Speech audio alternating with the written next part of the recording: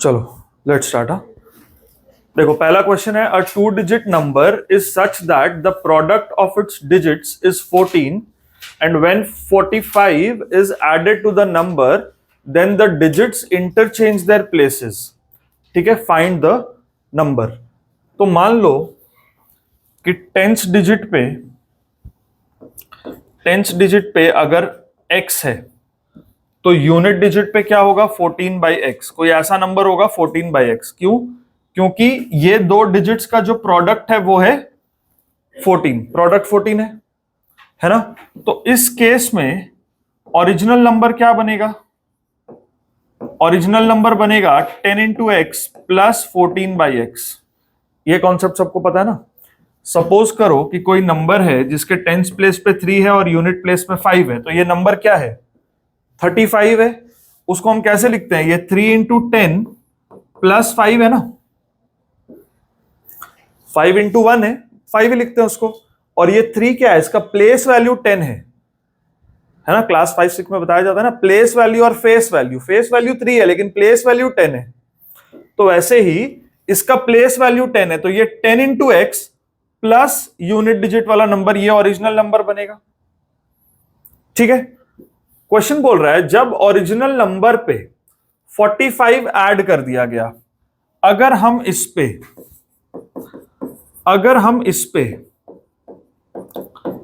45 add करेंगे तो क्या होगा? डिजिट्स इंटरचेंज देयर प्लेसेस, मतलब ये वाला डिजिट इधर आ जाएगा और ये वाला डिजिट इधर आ जाएगा।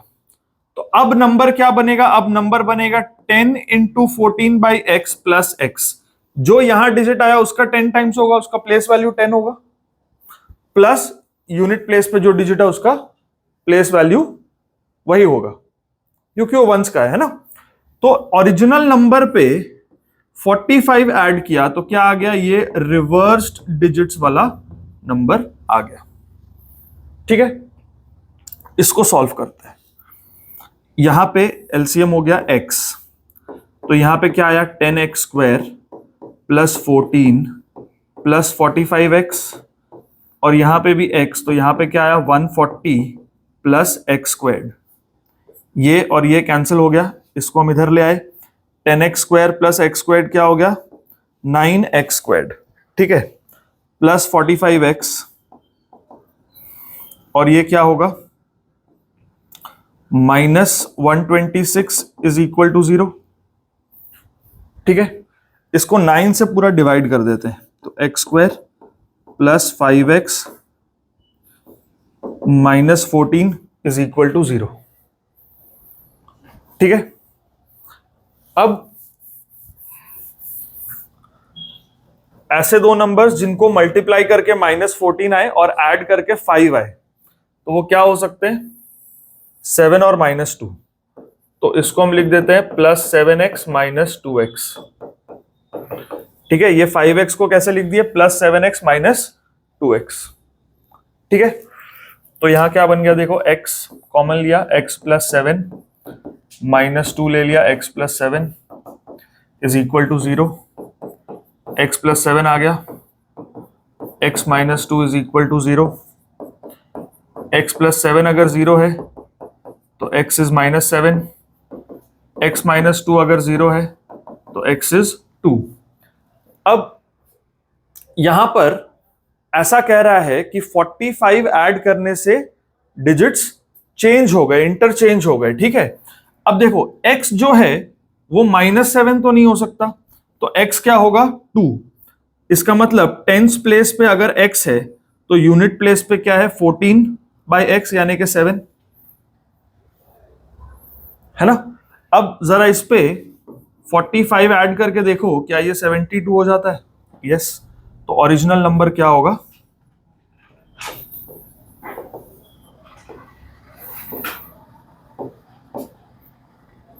-27। ठीक है, ये x का value can not be negative, यहां पे x इज इक्वल टू 2, ये 2 हुआ तो ये 7 होगा। ओरिजिनल नंबर क्या होगा? 27। ठीक है, ये 2 डिजिट वाला नंबर आने के बहुत चांसेस है। ठीक है, नेक्स्ट क्वेश्चन देखो, a 2-digit number is 7 times the sum of the digits and is also equal to 12 less than 3 times the product of the digits. Find the number. ठीक है, 2-digit number is 7 times the sum of its digits. ठीक है, suppose करो कि वो number ऐसा है जिसके टेंस प्लेस पे x है और यूनिट प्लेस पे y है. फिलहाल y लेते हैं, फिर हम y और x का भी कोई रिलेशन निकाल लेंगे. ठीक है, टेंस प्लेस पे x है और यूनिट प्लेस पे y है, तो ओरिजिनल नंबर क्या है? ओरिजिनल नंबर है 10x प्लस y. ठीक है, अब 2-digit number is 7 times the sum of the digits. So according to the question, ये जो 2-digit नंबर है it is 7 times the sum of digits. ठीक है, and is also equal to, मतलब ये जो 2-digit नंबर है ये किसी और चीज के बराबर है. किसके बराबर है? It is also equal to 12 less than 3 times the product of digits. It is also equal to 12 less than 3 times the product of digits. ठीक है, समझ में आ गया? क्लियर है? ओके, अब इसको जरा सॉल्व करो. ये क्या होगा? 10x plus y is equal to 7x plus 7y. ये इधर आ गया 3x, ये उधर चल गया 6y, मतलब x की जगह 2y, x की जगह 2y. ठीक है, x की जगह 2y. ठीक है, ये ध्यान में रखना, हमने ये माना है कि let the tens digit be x and unit digit be y. So original number is 10x plus y. फिर अकॉर्डिंग टू द कंडीशन हमने सॉल्व किया तो x is equal to 2y आया, है ना. x की जगह क्या आ गया? x की जगह क्या आ गया? 2y. ठीक है, अब x की जगह 2y जो है ना, यहां सब्सटीट्यूट कर दो. Put x is equal to 2y. तो ये क्या हो गया? 20y plus y is equal to 3x into 2y. Sorry, x की जगह 2y ना, 3 into 2y into y minus 12. बताओ ये ठीक है? x की जगह 2y आया तो ये 20y हो गया, ये y तो 21y, और ये x की जगह 2y तो ये क्या हो गया? 6y square minus 12. ठीक है, अब सबको उधर ले जाते हैं. 6y square minus 21y minus 12 is 0. ठीक है, 3 से डिवाइड कर दो इसको. 2y square minus 7y minus 4 is equal to 0. बोलो, कोई डाउट? क्लियर है ना? अब 4 माइनस का 4 और 2 क्या हो गया? माइनस 8. तो उसको कैसे ब्रेक कर सकते हैं? 2y square minus 8y plus y minus 4, है ना. तो यहां से 2y कॉमन ले लेते हैं, तो y माइनस 4 प्लस 1 यहां से ले लिया, y माइनस 4 यहां से भी आ गया, तो y माइनस 4 और यहां से क्या आ गया? 2y plus 1. तो आएगा y इज इक्वल टू 4 और y is equal to half. अच्छा, y हाफ हो सकता है क्या? नहीं, y हाफ नहीं हो सकता.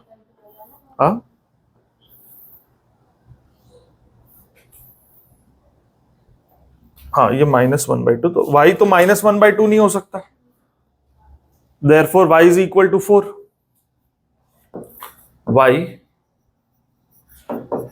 Can not be negative. इसके बाद ये लिख रहे हैं हम, है ना.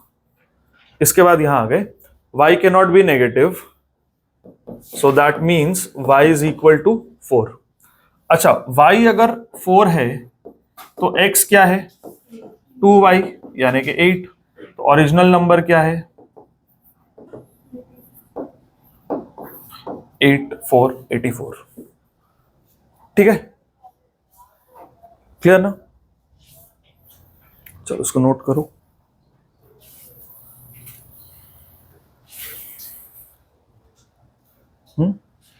ठीक है, नेक्स्ट देखो. The sum of ages of father and his son is 50 years. 5 years ago, the product of their ages was 175. ठीक है, फाइंड देयर प्रेजेंट एजेस। ठीक है, इसमें हम ये मान लेते हैं कि प्रेजेंट एजेस जो फादर और सन का है, ठीक है, क्या है, sum of the ages of father and son is 50 years. तो अगर फादर का एज x है तो सन का क्या है 50 माइनस एक्स। एक्स माइनस 50 मत करना, 50 माइनस एक्स करना। टोटल में से पहला वैल्यू माइनस करेंगे ना, तो टोटल तो 50 है ना, तो 50 माइनस एक्स। ठीक है, पहला कंडीशन से हमने एक चीज बना लिया। दूसरा, 5 ईयर्स अगो उनका एजेस जो है 5 साल पहले कितना था। तो देखो 5 साल पहले तो ये x माइनस 5 होगा, और इससे भी 5 साल कम होगा तो ये 45 माइनस एक्स होगा। ये समझ में आ रहा है? 5 साल पहले का एज क्या होगा, दोनों में से 5-5 साल कम होगा, है ना। तो 5 साल पहले का ये एज है। बट क्वेश्चन बोल रहा है कि 5 साल पहले जो उनकी एज का प्रोडक्ट था ना वो 175 था। अकॉर्डिंग टू द क्वेश्चन 5 साल पहले जो एज का प्रोडक्ट था वो 175 था। ठीक है, तो ये क्या बनेगा देखो, 45x minus x square minus 225 plus 5x is equal to 175। ठीक है, ये हो गया 50x माइनस एक्स स्क्वायर, ठीक है, minus 225 minus 175 is equal to 0। तो ये क्या बनेगा, minus x square plus 50x minus 400 is equal to 0। उसको उधर भेज दो तो ये क्या बन जाएगा, x square minus 50x plus 400 is equal to 0। अब 400 को ऐसा कैसे फैक्टराइज किया जाए कि माइनस 50 आए।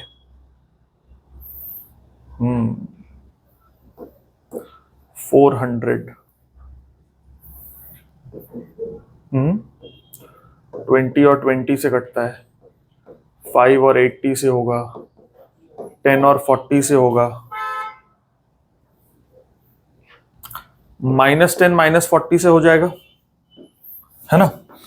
तो x square minus 10x minus 40x plus 400 is 0। ठीक है, तो यहां से x कॉमन ले लिए, x माइनस 10 माइनस 40 ले लिए, x माइनस 10 यहां से भी आ गया, सो x minus 10 x minus 40 is 0। So x could be 10 और x कुड बी 40। अब बताओ, नेगेटिव तो नहीं आया, लेकिन दोनों वैल्यू चलेगा कि दोनों में से एक चलेगा। ऐसा होगा डैडी 10 साल का और बेटा 40 साल का, ऐसा होगा कभी? नहीं होगा ना। तो अगर हम x का वैल्यू 10 ले लेते हैं तो ये 40 साल का हो जाएगा, ऐसा तो नहीं हो सकता ना। तो x का वैल्यू जब 40 होगा तो सन का एज 10 आएगा। ठीक है, तो हम यहां पे लिख देते हैं father's age cannot be greater than the son's age. Sir आप सही चीज को कैनॉट कर देते हैं। Oh sorry, cannot be lesser than the son's age. Therefore, x is equal to 10 is not possible। ठीक है, तो x क्या होगा 40, so father's age 40 years, son's age 10 years। ठीक है, कोई है क्या? ठीक है, father's age 40 years and son's age 10 years. ठीक है, चलो अगला क्वेश्चन। The sum s of n successive odd numbers starting from 3 is given by the relation s is equal to n into n plus 2. ठीक है, n ऑड नंबर्स है starting from 3 और उसका जो सम है उसको कैसे लिख सकते हैं? By the formula n into n plus 2. Determine n if the sum is 168. मतलब सम कैसे दिया जा रहा है? n इंटू एन प्लस 2 और ये सम है 168. तो n square plus 2n minus 168 will be 0, है ना. अब माइनस 168 है, ऐसे कैसे ब्रेक करें कि ऐड करने से 2 आ जाए? तो अगर हम इसको 2 से करते हैं तो 84, 2 से कर दिया 42, 2 से 21, 3 और 7, तो ये आ गया. कैसे आएगा? हाँ, 4 3 12 और 14. तो यहां पे आएगा n square plus 14n minus 12n minus 168 is 0. तो n कॉमन ले लेते हैं, n प्लस 14 माइनस 12 ले लिए, n प्लस 14 यहां से भी आ गया. तो n प्लस 14 और n minus 12 is equal to 0. तो n होगा माइनस 14 या तो n होगा 12. तो नंबर ऑफ डिजिट्स या number of terms can not be negative, n cannot be negative.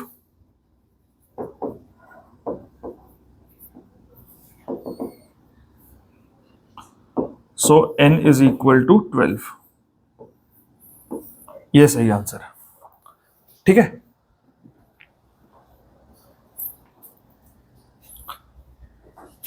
Next देखो.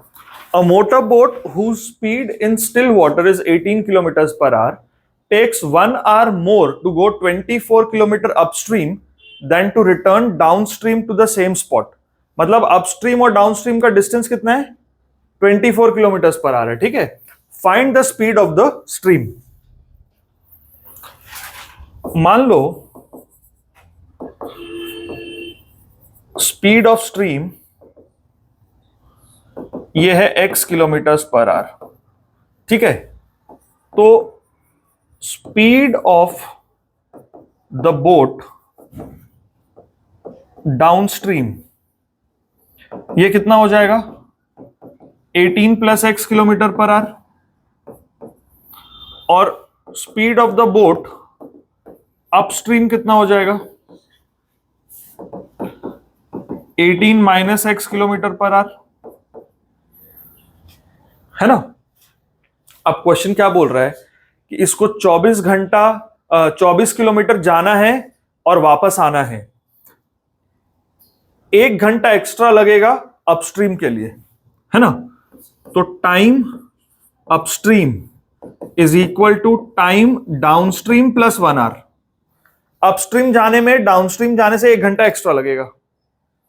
ठीक है, तो अपस्ट्रीम का टाइम क्या होगा? Distance by speed. Distance by speed. Downstream का टाइम क्या होगा? Distance by speed. ठीक है, तो इसको हम क्या करते हैं? 24 कॉमन ले लेते हैं. 1 by 18 minus x minus 1 by 18 plus x is equal to 1. देखो यहां तक क्लियर है.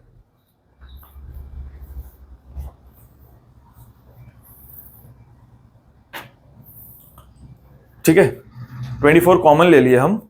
ठीक है, तो यहां पर क्या होगा? 18 स्क्वायर माइनस एक्स स्क्वायर और ये हो गया 18 plus x minus 18 plus x और यहां आ गया 1 बाई 24. ठीक है, ठीक है, यहां से 18 और माइनस 18 कट गया. ठीक है, तो यहां से क्या आएगा? 2x by 324 minus x square is equal to 1 by 24. इसको इधर भेज दो. 48x is equal to 324 minus x square. अब इसको इधर ले आओ. X square plus 48x minus 324 is 0. ठीक है ना. X square plus 48x minus 324 is 0. ठीक है, अब देखो कैसे आएगा, 324 है ना, 2 से किया तो 162, 2 से कर दिया हमने 81 और 3 की पावर 4, 48 चाहिए हम लोग को, 48।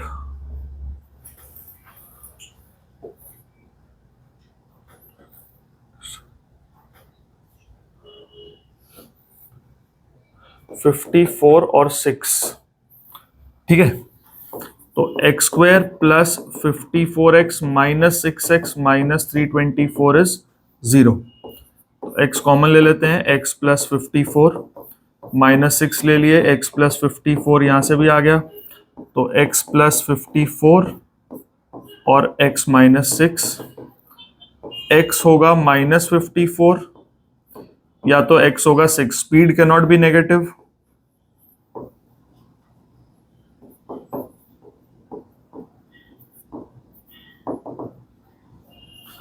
Therefore x is equal to 6 kilometre per hour. ठीक है, speed of the stream is 6 kilometre per hour. ठीक है, ठीक है। अगला क्वेश्चन, अ प्लेन, ये देखो बड़ा अच्छा क्वेश्चन है। A plane left 30 minutes later than its scheduled time and in order to reach the destination that is 1500 kilometers away in time, it had to increase the speed by 100 kilometers per hour from the usual speed. Find the usual speed. मतलब एक plane को जाना था 1500 kilometre दूर, ठीक है, वो आधा घंटा लेट हो गया, अब उसको स्पीड बढ़ा के जाना पड़ेगा तभी टाइम कवर होगा। तो ये कवर करने के लिए उसको 100 किलोमीटर पर आवर का स्पीड बढ़ा के चलना पड़ा, तब वो अपना नॉर्मल टाइम में पहुंच गया। ठीक है, सॉल्व करो, देखो कैसे होगा। डिस्टेंस वही है ना, देखो डिस्टेंस क्या है, डिस्टेंस क्या है 1500, ठीक है। अगर उसका यूजुअल स्पीड है x किलोमीटर पर आवर, तो उसको टाइम कितना लगता है, time is distance by speed. ये समझ में है। अभी डिस्टेंस तो 1500 ही है, लेकिन स्पीड उसको बढ़ाना पड़ा 100 किलोमीटर पर आवर से, तो अभी का जो स्पीड है वो x plus 100 kilometre per hour है। अब टाइम कितना लगेगा distance by speed, according to question second case में जो टाइम है ना कम कम लगा है, यहां स्पीड ज्यादा था तो टाइम कम है, तो t1 minus t2 is half. ये जो 30 मिनट्स है ना, इसको हाफ एन आवर लिखना पड़ेगा, this is half hour. 30 minute जो है ये हाफ एन आवर है, 30 मिनट्स जो है ये हाफ एन आवर है। क्लियर है, इसको हम 30 नहीं लिखेंगे, इसको हम हाफ लिखेंगे, ठीक है ना। चलो सॉल्व करो उसको।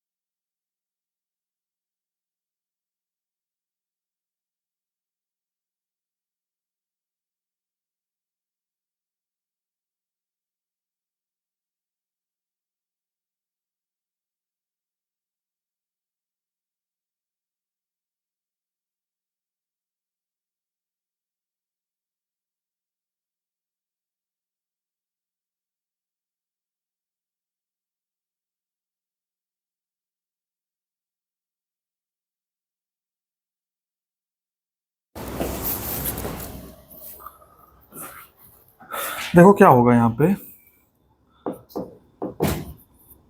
पहला ये टाइम है, इसमें से ये टाइम माइनस करते हैं तो आएगा 1/2।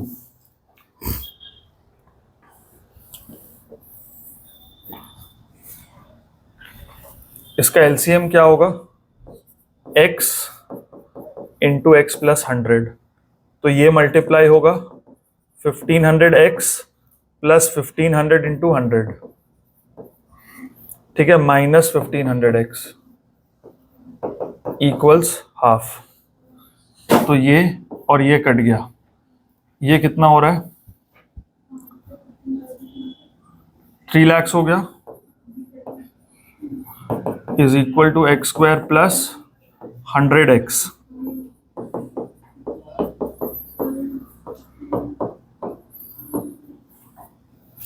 ठीक है, कैसे आएगा ये, 600 और 500 में ब्रेक होगा, है ना।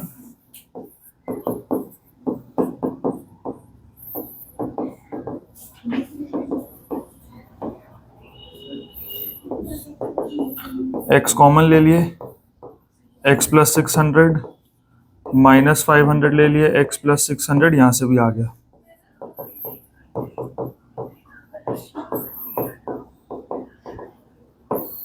तो x क्या होगा, या तो माइनस 600 या x होगा 500।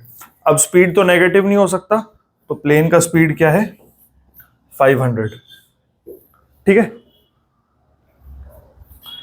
देखो अगर वो 500 के स्पीड से 1500 किलोमीटर जाएगा तो 3 घंटे लगेंगे। 100 किलोमीटर पर आवर की स्पीड बढ़ाया, 600 की स्पीड से 1500 किलोमीटर जाएगा तो 2.5 घंटे लगेंगे। आधा घंटा कवर हुआ ना। ठीक है, यही था क्वेश्चन का। चलो ये अच्छा क्वेश्चन है। A dealer sells a toy for ₹31.25 and gains as much percent as the cost price of the toy. ठीक है, समझो अगर कॉस्ट प्राइस है 10 रुपए तो वो 10% के प्रॉफिट में बेच रहा है। अगर कॉस्ट प्राइस है 20 रुपए तो 20% के प्रॉफिट में बेच रहा है। तो ऐसे ही अगर कॉस्ट प्राइस है X रुपीज तो वो X% के प्रॉफिट में ही बेचा और ये उसका सेलिंग प्राइस है। ठीक है, तो सपोज करो कि कॉस्ट प्राइस है X। ठीक है, he gains as much percent as the cost price of the toy, तो प्रॉफिट परसेंट भी X% है। तो सेलिंग प्राइस क्या होगा, cost price plus profit. Cost price है X, प्रॉफिट कितना है, X% ऑफ CP। CP भी तो X है, इसका मतलब ये 31.25 का वैल्यू ये है ना। इसको हम लिख देते हैं 3125 बाई 100 और ये क्या होगा 100x प्लस एक्स स्क्वायर, जिससे इसको कैंसिल कर दिया हमने तो यहां पर आएगा x square plus 100x minus 3125 is equal to 0। ठीक है, ठीक है, चलो बताओ कितना आएगा, सॉल्व करो।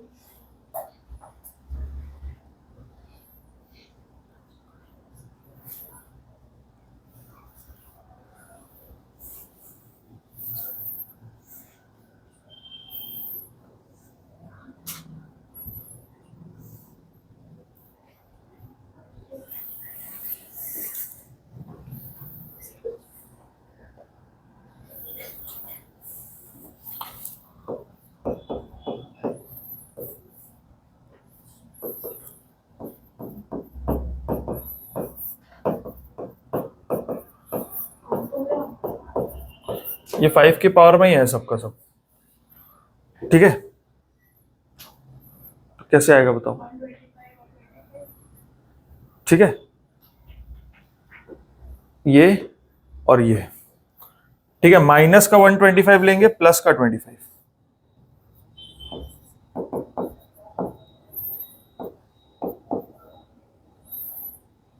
नहीं, प्लस 100x है ना, प्लस का 125x लेंगे, माइनस का 25x। ठीक है, प्लस 100 लाना ना मेरे को, तो 125x प्लस का और माइनस 25x।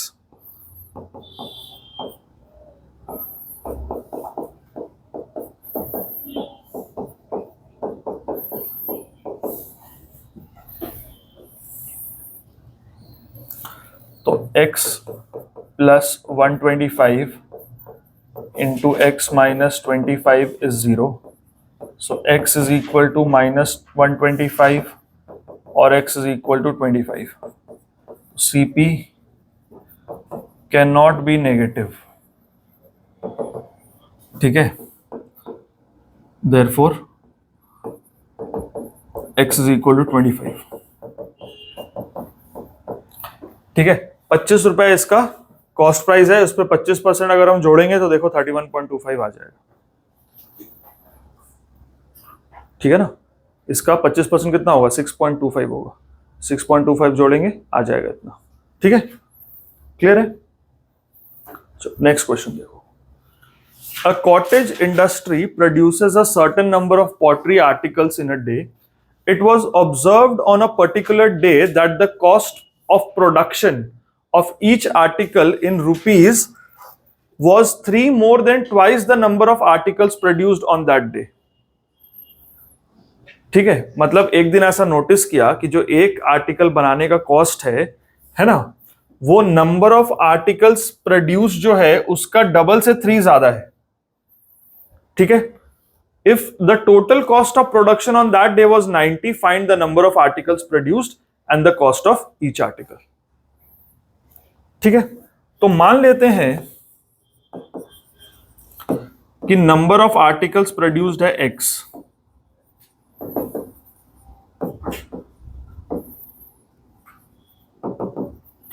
तो कॉस्ट पर आर्टिकल क्या होगा? Cost per article in rupees is 3 more than, 3 ज्यादा है. किससे ज्यादा है? Twice the number of articles. ये समझ में आया? कॉस्ट पर आर्टिकल कितना है? 3 more than twice the number of articles. 3 more than twice the number of articles. अब टोटल कॉस्ट क्या होगा? Number of articles into cost per article, यही तो होगा टोटल कॉस्ट, है ना. Number of articles into cost per article, यही total cost है. तो यहां से बन गया 3x plus 2x squared is 90. इसको लिख दो 2x square plus 3x minus 90 is equal to 0. और यहां पे क्या बनेगा? माइनस 180. 15 और 12 में ब्रेक हो सकता है ये. ठीक है, सो 2x square plus 15x minus 12x minus 90 is 0. x common ले लेते हैं, तो 2x plus 15 minus 6 2x plus 15. ठीक है, तो 2x प्लस 15 और x minus 6 is equal to 0. तो यहां से x का वैल्यू होगा माइनस 15/2 या तो x का वैल्यू होगा 6. अब x तो नंबर ऑफ आर्टिकल्स है ना, वो नेगेटिव तो नहीं होगा. तो नंबर ऑफ आर्टिकल्स इज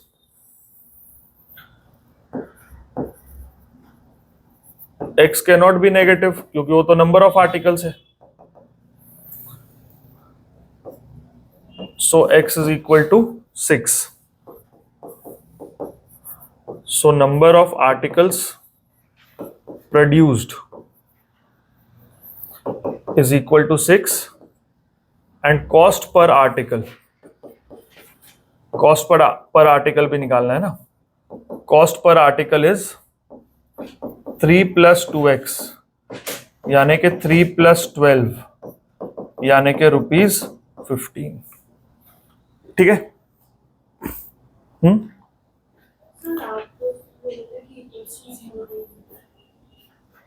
कब?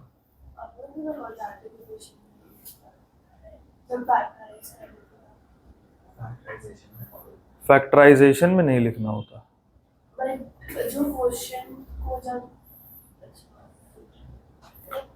जब फैक्टराइज करते हैं ना तब नहीं लिखना है. ये तो क्वाड्रेटिक इक्वेशन है ना. इसको हम कहाँ कुछ किए हैं? देखो, ये है नंबर ऑफ आर्टिकल्स, इसको मल्टीप्लाई किए कॉस्ट ऑफ आर्टिकल से. तो cost of 1 article into number of articles, ये बोल रहा है 90 रुपए है. अब हम इसको उस तरफ ले आए तो यहां 0 ही बचेगा ना, है ना. Next, 6,500 rupees is divided equally among a certain number of persons. Had there been 15 more persons, each would have got rupees 30 less. Each would have got rupees 30 less. Find the original number of persons. कर पाओगे? Try करो जल्दी से. 6,500 रुपए कुछ लोगों में divide किया तो सबको थोड़ा थोड़ा पैसा मिला होगा. अगर 15 लोग और होते तो बड़े ग्रुप में डिवाइड होता तो सबको 30 रुपए कम मिलता.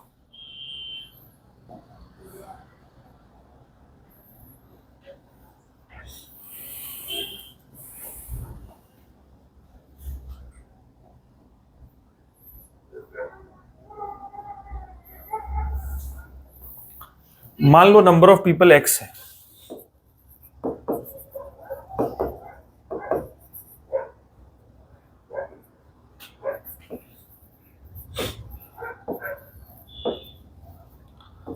तो amount each person gets is 6,500 by x. सबको ये मिलेगा. ठीक है. अगर 15 लोग और बढ़ गए, if the number of people is x plus 15, in that case amount each person gets is 6,500 divided by x plus 15, क्योंकि total money by number of people यही होगा अमाउंट पर हेड, है ना. अब क्वेश्चन बोल रहा है कि जब लोग ज्यादा हो गए ना तो सबको 30 रुपए कम मिला. मतलब लोग कम थे तो यहां पैसा ज्यादा मिलता था. 6,500 बाई एक्स बड़ा अमाउंट है और 6,500 बाई एक्स प्लस 15 छोटा अमाउंट है. तो बड़े में से छोटा को माइनस किया तो 30 आता है. ठीक है. अब इसको सिंप्लीफाई करने के लिए ना क्या करो, ये 0 0 कैंसिल कर दो, कॉमन लेके 10 कॉमन लेके काट दो यहां पे. ठीक है. तो यहां पे क्या आएगा, x इंटू एक्स प्लस 15. ये क्या आएगा, 650 into x plus 15 minus 650 into x is equal to 3. ठीक है. तो ये क्या बन गया, 650x प्लस 6500 और 5 से करेंगे तो 3250, तो 9750.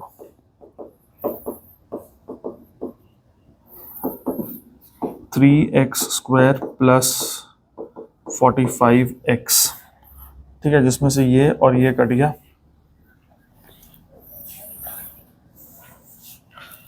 तो ये हो गया 3x squared plus 45x minus 9750 is equal to 0. तो 3 से इसको डिवाइड कर दो, x square plus 15x minus 3250 is equal to 0. ठीक है. ठीक है. अब सॉल्व करो, देखो क्या आएगा.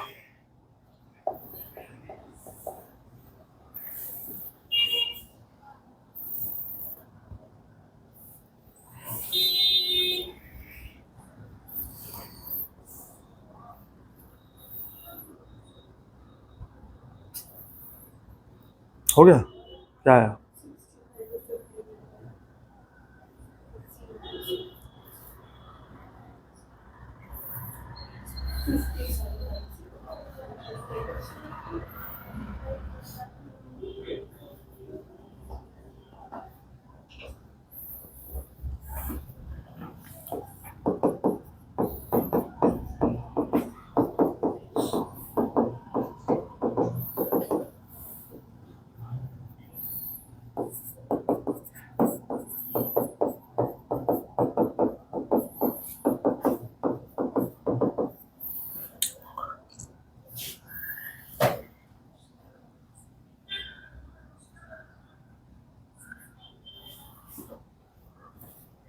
कितना है 60.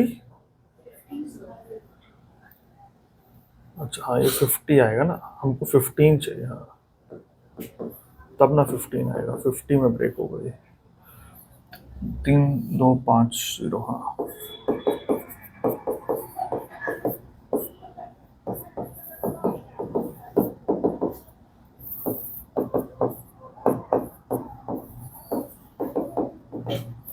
तो नंबर ऑफ पीपल है 50 होगा, नेगेटिव नहीं होगा। ठीक है, अगला क्वेश्चन देखो। A rectangular field is 16 meter long and 10 meter wide. There is a path of equal width around it, which has an area of 120 square meter. Find the width of the path. Find the width of the path.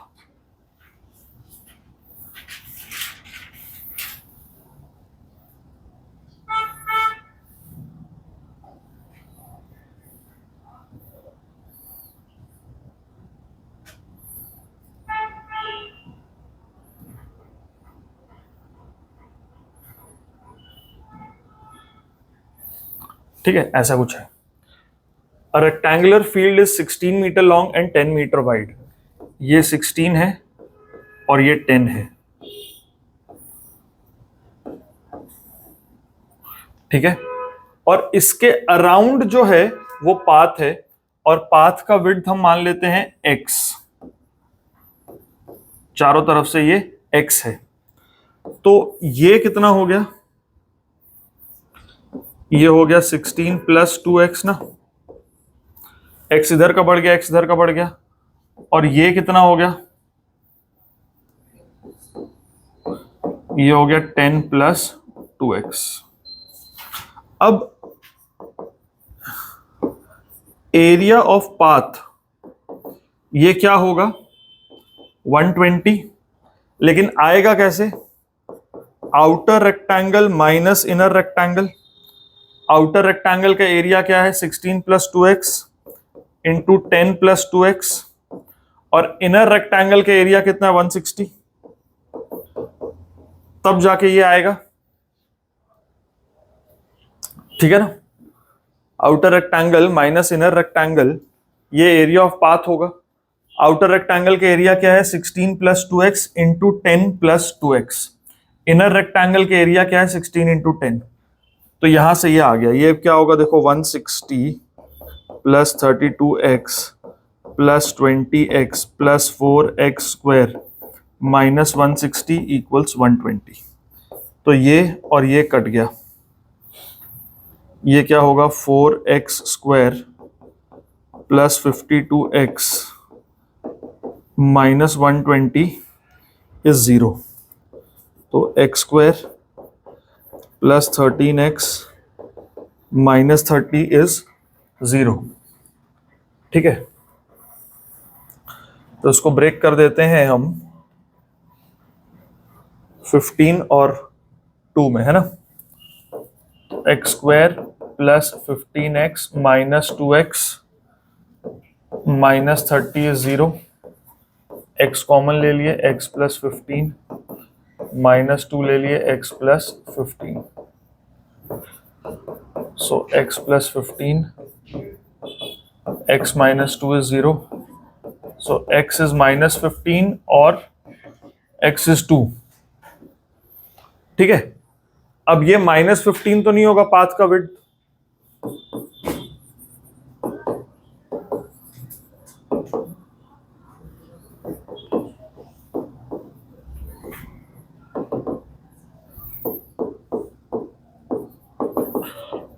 x is equal to 2 metres. ठीक है,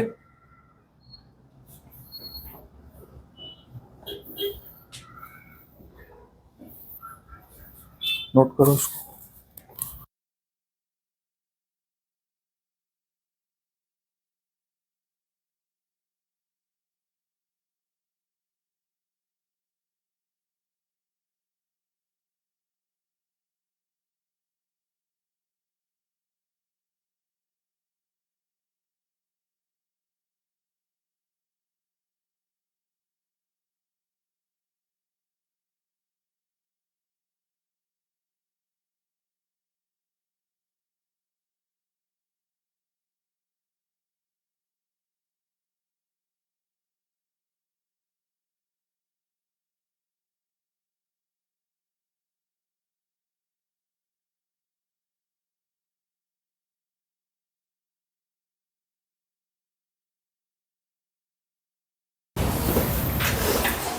next question देखो, बनाते जाओ, साथ साथ बनाते जाओ।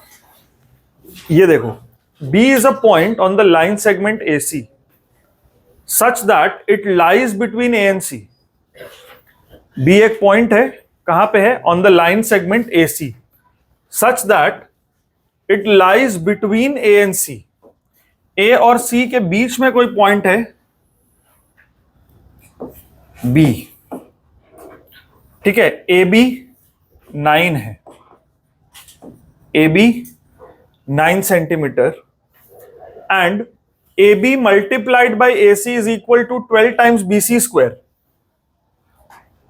Find AC, ठीक है। तो BC को हम मान लेते हैं X है, ठीक है, समझ में आया? सबसे पहले क्वेश्चन में बोला है कि B एक पॉइंट है जो लाइन सेगमेंट AC के ऊपर है और A और C के बीच में कहीं है, कहीं है। AB का जो डिस्टेंस है वो 9 सेंटीमीटर है, और एक कंडीशन दिया है कि AB multiplied by AC is equal to 12 times BC square. Find AC। तो हमने क्या किया कि BC को X मान लिया। अब इस कंडीशन में हम वैल्यूज को पुट करके देखते हैं। AB multiplied by AC is equal to 12 times BC square. AB कितना है? 9। AC कितना है? 9 plus X is equal to 12 times BC square, 12x square. तो ये क्या होगा? 81 plus 9x is equal to 12x square. सबको उधर अगर हम भेज दें, 12x square plus 12x square minus 9x minus 81 is equal to 0। अब 3 से इसको डिवाइड कर दो, 4x square minus 3x minus 27 is 0, ठीक है। 108 को ब्रेक करो कि 3 आ जाए। 2 से ये कटेगा 54, 2 से 27, 333, ठीक है। -3 कैसे आ सकता है? Let's see. 12 और 9 में है ना, तो ये होगा 4x square minus 12x plus 9x minus 27। 4x अगर हम कॉमन लेंगे तो x माइनस 3, 9 कॉमन लेंगे x माइनस 3। यहां पे x minus 3 into 4x plus 9 is 0। तो या तो x का वैल्यू 3 होगा या तो x का वैल्यू -4 होगा। Length can not be negative,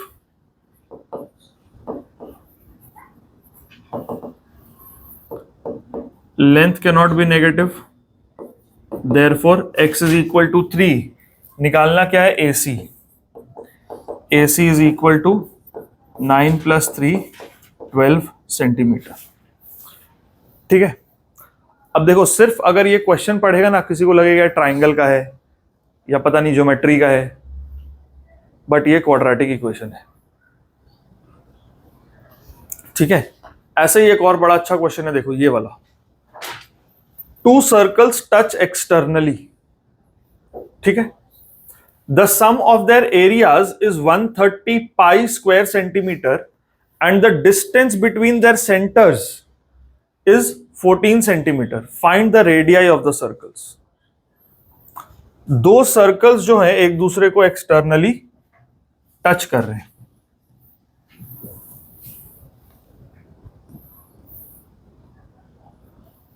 मान लो ऐसा, ठीक है। तो ये जो बड़ा है इसका रेडियस कैपिटल R मान लेते हैं, और ये जो छोटा है इसका स्मॉल r मान लेते हैं। एक थ्योरम होता है कि जब 2 सर्कल्स एक्सटर्नली टच करते हैं ना, तो दोनों का सेंटर और ये पॉइंट ऑफ कांटेक्ट ये एक स्ट्रेट लाइन में आता है। ये रूल होता है, थ्योरम है ये, है ना।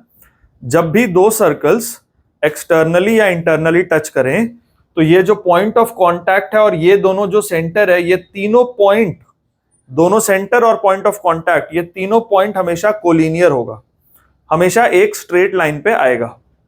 ये सर्कल का थ्योरम होता है, ठीक है। अब इसके अकॉर्डिंगली देखो क्या कह रहा है कि distance between the centres is 14, इसका मतलब capital R plus small r is 14। दूसरा क्या कह रहा है कि सम ऑफ द एरियाज इज 130 पाई, यानी पाई को कॉमन लेके अगर हम हटा दें तो r square plus small r square is equal to 130। अब हम क्या करेंगे, हम स्मॉल r को लिख सकते हैं 14 माइनस कैपिटल R, या कैपिटल R को लिख सकते हैं 14 माइनस स्मॉल r, कुछ भी एक काम कर सकते हैं। तो कैपिटल R को लिख दिया 14 माइनस स्मॉल r, तो 14 माइनस स्मॉल r का स्क्वायर प्लस स्मॉल r का स्क्वायर इज 130। तो ये क्या होगा 196 plus r square minus 28r plus r square is equal to 130। अब ये क्या हो गया 2r square minus 28r plus 66 is 0, 2 से डिवाइड कर दो, r square minus 14r plus 33 is 0। अब इसको -11 और -3 में कर देते हैं, तो r square -11r minus 3r plus 33 is 0, r common ले लिए, r -11 -3 ले लिए, r -11, तो r -11 और r -3 इज 0। अब एक अगर r 3 होगा तो दूसरा 11 होगा, एक r अगर 3 होगा तो एक 11 होगा, तो r कुड बी 11 और r कुड बी 3, है ना। दोनों केस, अगर एक 11 है तो दूसरा 3 होगा, अगर एक 3 है तो दूसरा 11 होगा, बिकॉज सम जो है वो 14 है। ठीक है, हमको खाली इतना लिखना है, the radii of the circles, ये रेडियस का प्लूरल है ना, उसको रेडियाई ही बोलते हैं, आर 11 सेंटीमीटर एंड 3 सेंटीमीटर। ठीक है, 11 सेंटीमीटर और 3 सेंटीमीटर। ठीक है, चलो 4 क्वेश्चन और रह गए, फटाफट करते हैं हम लोग। A takes 10 days less than the time taken by B to finish a piece of work। अभी एक दूसरे का चेहरा मत देखो, ये टाइम नहीं है, जितना कर लो उतना अच्छा है, समझे ना। शायद ऐसे ही कोई क्वेश्चन आ जाएगा जो तुम लोगों को 4-5 मार्क्स दे के जाएगा। ठीक है, देखो A takes 10 days less than the time taken by B। ठीक है, ये दोनों के लिए इक्वली इंपॉर्टेंट है, तुम लोग के लिए भी, तुम लोग के लिए भी। A takes 10 days less than the time taken by B to finish a piece of work. If both A and B can finish the work in 12 days, find the time taken by B to finish the work. Suppose B alone takes X days to finish the work and A alone can finish it in X minus 10 days. तो A का 1 day work क्या होगा? A's 1 day work 1 by X, नहीं 1 by X minus 10,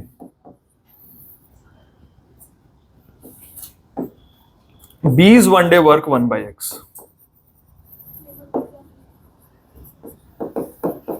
है ना। A X days में कर रहा है और B X डेज में कर रहा है, और A X minus 10 डेज में कर रहा है, B X डेज में कर रहा है B। ठीक है, और A alone X minus 10 days में कर रहा है, तो A अकेले अगर एक दिन में काम करेगा तो 1 by X minus 10 करेगा, B अकेले एक दिन का काम करेगा तो 1 by X करेगा। ठीक है, जो टोटल टाइम टेकन होता है ना, उसका रेसिप्रोकल होता है 1 डे का वर्क। अगर कोई 15 दिन में काम कर रहा है पूरा, तो एक दिन का काम 1 by 15 होगा। अगर कोई X डेज में पूरा काम कर रहा है तो एक दिन का काम 1 by X होगा। अगर कोई X minus 10 डेज में पूरा काम कर लेता है तो एक दिन का काम 1 by X minus 10 होता है। ठीक है, अब दोनों मिलके काम करेंगे तो 12 दिन में, तो अगर दोनों मिलके काम करेंगे तो 12 दिन में होगा, तो दोनों मिलके एक दिन में कितना काम करेंगे 1 by 12, है ना। तो ये A का एक दिन का काम और ये B का एक दिन का काम इज इक्वल टू टोटल मिलके एक दिन में जितना काम होगा वो। ठीक है, तो ये आ गया x माइनस 10 इंटू एक्स।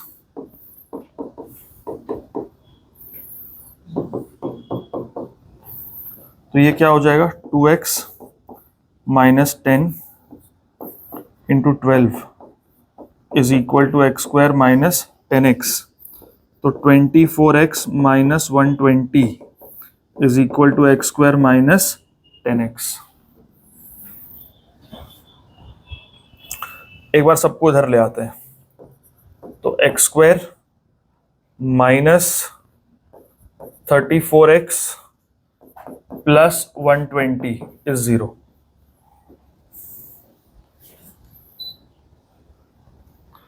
ठीक है, अब 120 2 से जाएगा 60 टाइम्स, 2 से ये 30, 2 से 15, 3 से 5, 34 लाना हम लोग को। 30 और 4 पे ले आते हैं ना आराम से। तो x square minus 30x minus 4x plus 120, x common ले लिए, x माइनस 30 माइनस 4 ले लिए, x माइनस 30। ठीक है, तो ये होगा x minus 30 into X minus 4। x could be 30 और x कुड बी 4। अब बताओ यहां पे तो दोनों ही पॉजिटिव है, तब दोनों ठीक है या उसमें से एक ठीक है? 30 ठीक है। क्यों? क्योंकि अगर एक आदमी 30 डेज में काम कर रहा है तो दूसरा 10 दिन कम लेगा, 20 दिन में करेगा। लेकिन अगर हम 4 ले लेंगे तो एक आदमी 4 दिन में काम कर रहा है तो दूसरा उससे 10 दिन कम कैसे लेगा, है ना? ये वैल्यू रिजेक्ट हो गया। ठीक है, therefore A can do the job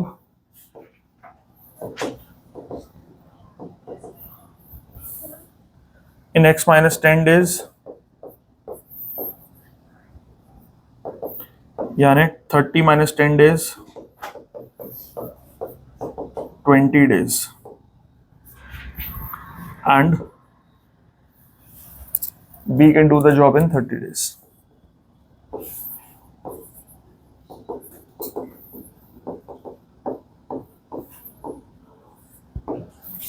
ठीक है, अगला question. Two water taps together can fill a tank in 9 3/8 hours. दो वाटर टैंक्स हैं, वो टैंक को कितने टाइम में भर देंगे? 9 3/8 आवर्स में भर देंगे। ठीक है, tap of the larger diameter takes 10 hours less than the smaller to fill the tank separately. Find the time in which each can fill the tank separately. वैसे ही है ना? अगर हम कहें कि लार्जर पाइप जो है वो x आवर्स लेगा, तो smaller pipe x plus 10 hours लेगा, और टुगेदर ये कितना ले रहे हैं? 8 9 से 72, 75/8।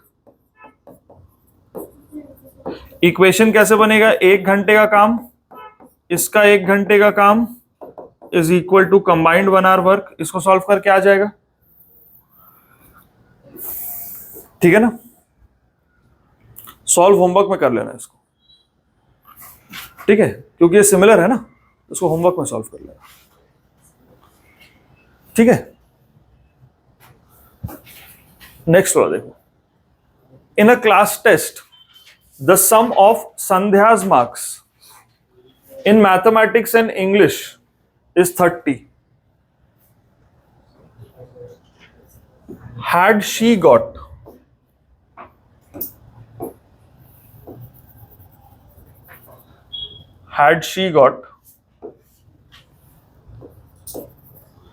had she got 2 marks more in mathematics and 3 marks less in English, the product of these marks would have been 210. ठीक है, अब देखो, let the marks in mathematics be x and the marks in English be 30 minus x, क्योंकि total जो सम है वो 30 है ना। अब क्वेश्चन बोल रहा है अगर उसको 2 मार्क्स एक्स्ट्रा मिलते मैथ्स में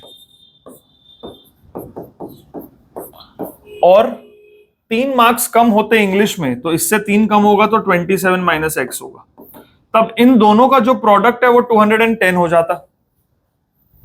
अगर मैथ्स में 2 मार्क्स एक्स्ट्रा मिलते और इंग्लिश में 3 मार्क्स कम मिलते तो दोनों जो मार्क्स है उनका प्रोडक्ट 210 होता। ठीक है, इसको सॉल्व करना है हम लोग को। तो ये होगा 27x minus x square plus 54 minus 2x equals 210। तो ये होगा माइनस एक्स, उधर ले जाते हैं सबको ना, तो एक्स स्क्वायर माइनस 25x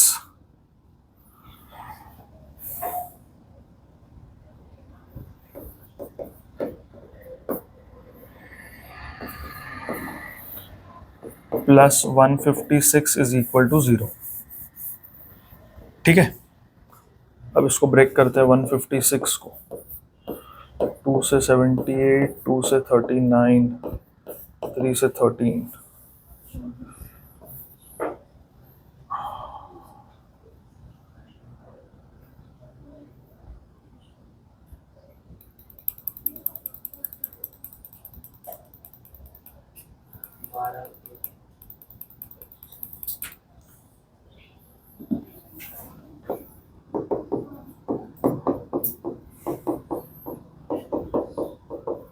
ठीक है। X square minus 12x minus 13x plus 156 is 0। x यहां पे ले लिया x माइनस 12 माइनस 13 ले लिया x माइनस 12।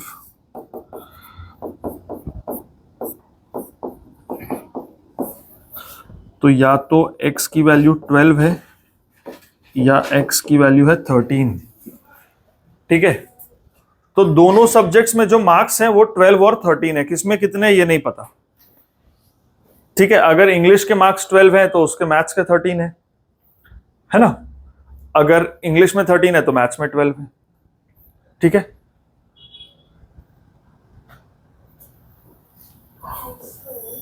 थर्टी आ रहा है ना। अगर ये 12 है, देखो if x is equal to 12 तो 30 माइनस एक्स कितना होगा 18। If x is equal to 13, 30 minus x is equal to 17। अब कंडीशन को मैच करना होगा। दोनों में आ जाएगा क्या? दोनों में हमको नहीं लगता आएगा।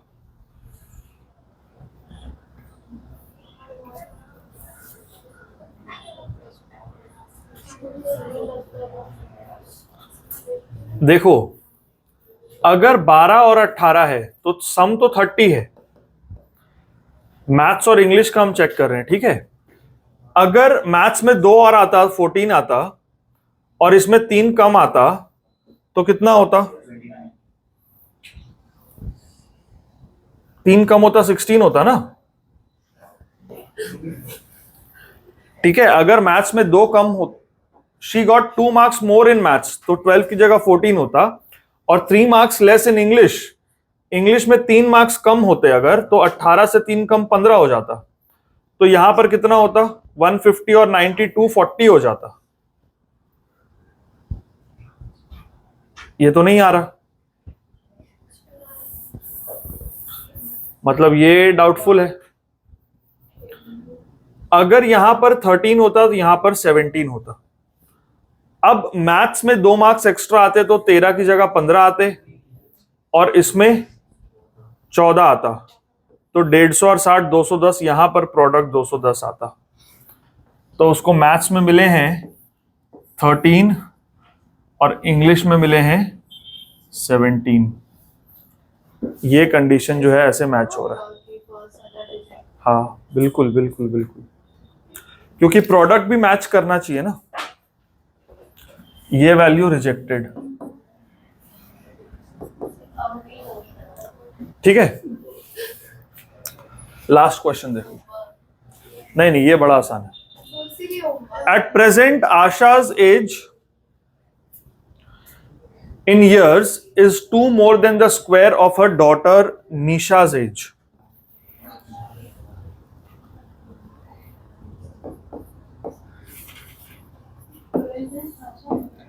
आशा और निशा, ठीक है. At present Asha's age in years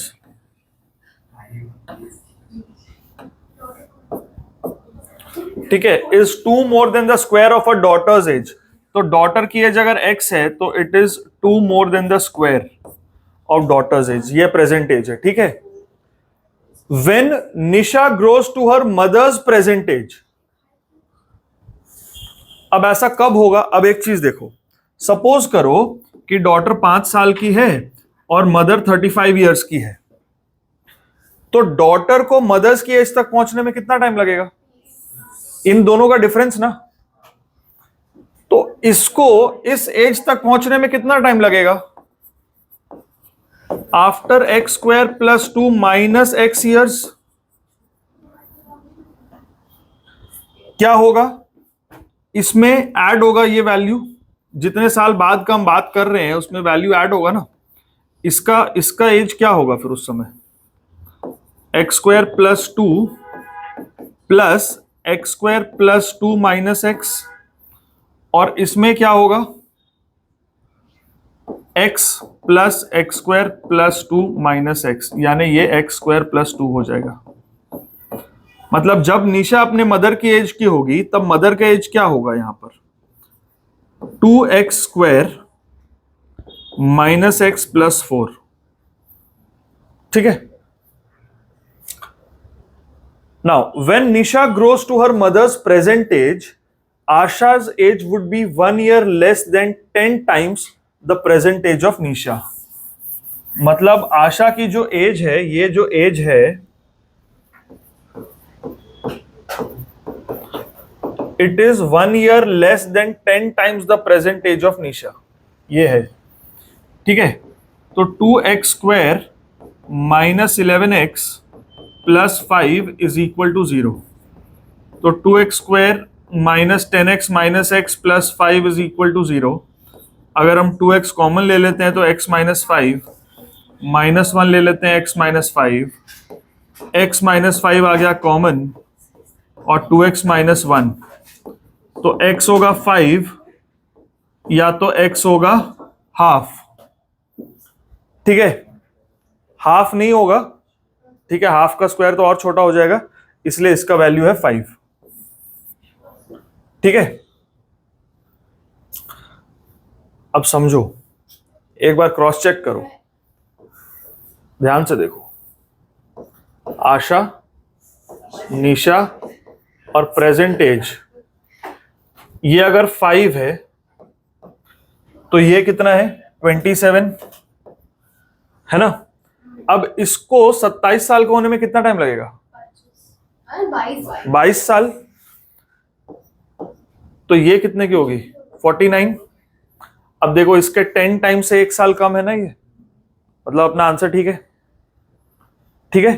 चलो ये सब क्वेश्चन रिवाइज करो, अगले क्लास पर कंटिन्यू करते हैं हम लोग.